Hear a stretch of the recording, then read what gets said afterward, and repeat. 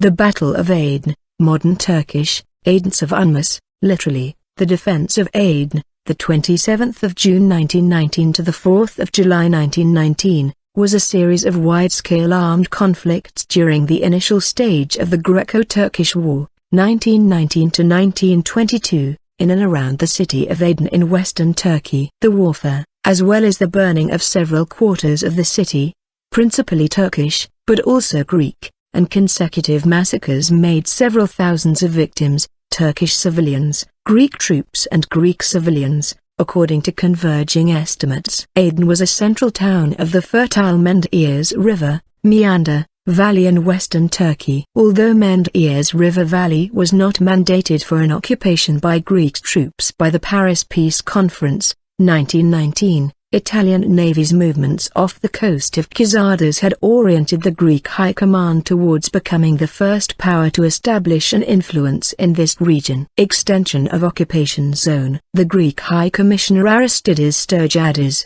who had arrived in Smyrna on 21 May, authorized on 23 May the troops commanded by Colonel Nicolae Zafiriou to issue orders for the occupation of Aydın, Manisa and Turgutlu. The subject of the size of the territory to be occupied by Greek forces were to be governed by uncertainty until 2 June, when Commodore Maurice Fitzmaurice from the Royal Navy was appointed to determine the limits of the occupation zone. Inter-Allied Commission. The principal source on the fighting and the massacres remains the report of the Inter-Allied Commission of Inquiry of October 1919. This report was ordered by the Paris Peace Conference acting on a July 1919 letter by the Ottoman Sheikh al-Islam and prepared by 4 generals of the Allied powers following their on-the-spot checks and presented to the conference in October. In Aydın, the Inter-Allied Inquiry Commission had held several meetings for a week in early September 1919, in the city of Aydın itself, in Sign in the Italian zone, to hear the statements of Turkish refugees from Aydın, and in Nutsili in the zone occupied by the forces of the Turkish national movement, where it interrogated refugees, including Greek refugees, also from Aydın. Active stage. After its occupation of Smyrna, the Greek army had started to advance into inner western Anatolia from the first day of their landing at Smyrna, and the incursion had extended into the Menderes Valley in the second week of the occupation. Aydın, the central city of the region, was occupied on 27 May. The rapid advance of Greek troops into the country had increased the agitation of the population. Throughout the Aydın region the population was armed, Turks as well as Greeks. The Greek command also erred in tolerating the action of armed Greek civilians, armed by Greece since February, who, under the pretext of assisting the Greek troops, began looting and committing all manner of excesses. Initial armed conflicts, 27 June. The warfare around Aydın started by an ambush on 27 June of a Greek patrol by irregular Turkish forces led by Yorukalif at Melgaz train station, south of Aydın. Conflicts in downtown, 28 June. According to the Inter-Allied Inquiry Commission's report, in the course of reconnaissance patrols around Aydın, some of the villages were burned down by Greek detachments. They were repulsed in Melgaz and the IF pursued the troops till the outskirts of the city of Aydın. On 28 June, the attackers began to use 105mm guns. Some of the fires that broke out in the quarter of Kumar, one of Aydın's Turkish quarters, in the morning of 29 June started during this engagement. Other fires also broke out in this quarter at various isolated points. A large number of Turkish men, women and children who were trying to leave the burning quarter were killed for no reason by the Greek soldiers, who were guarding all the exits that led from this quarter to the northern part of the town.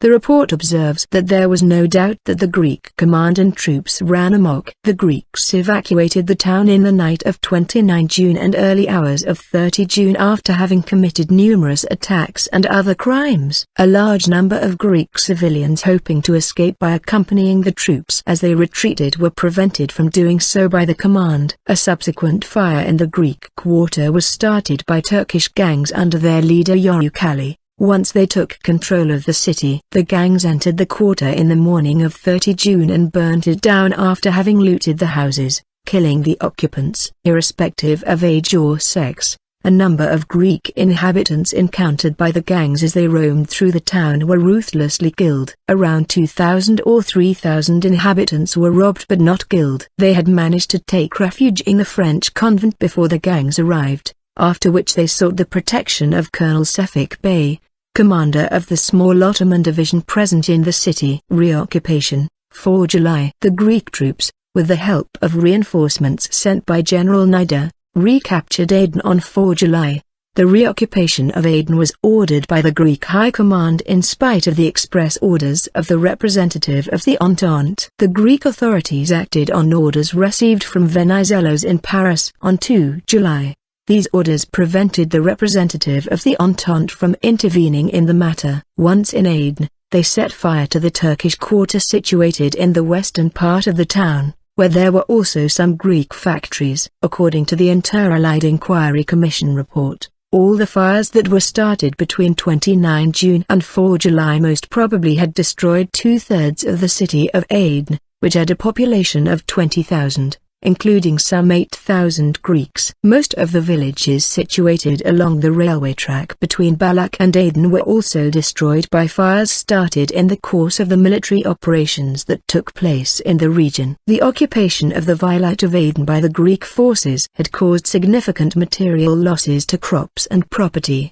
some attributable to looting, theft and the destruction of livestock. Considerable losses were also suffered due to the burning of houses, villages and the town of Aydın. Before the Greek army returned to Aydın, most of the Turkish population had already left the town and surrounding area in order to take refuge in the Italian zone or in the Nazilli Denizli region, where they remained till the end of the war. On the other hand, the Greek population of the town was either massacred by the Turks or taken to captivity in the interior of Anatolia. End of hostilities. The city of Aydın remained in ruins until it was recaptured by the Turkish army on the 7th of September 1922, at the end of the Greco-Turkish War, 1919 to 1922. Casualties. It has not been possible for the Interallied Inquiry Commission to ascertain the total number of Greek or Turkish victims.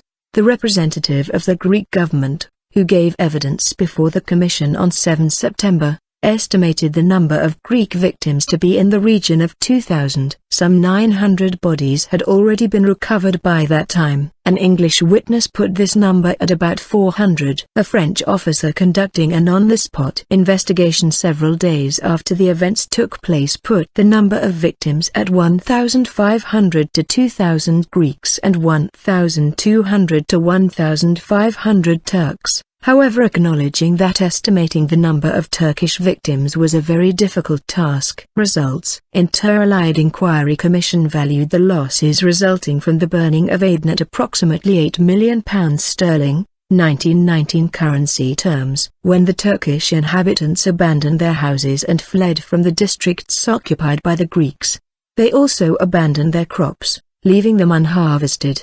The indirect losses were estimated to be at £1,200,000 by the Commission. The total losses, direct and indirect, in 2005 values using the UK Retail Prices Index, 1, were in the order of £283,160,000 sterling, about $500 million United States dollars roughly.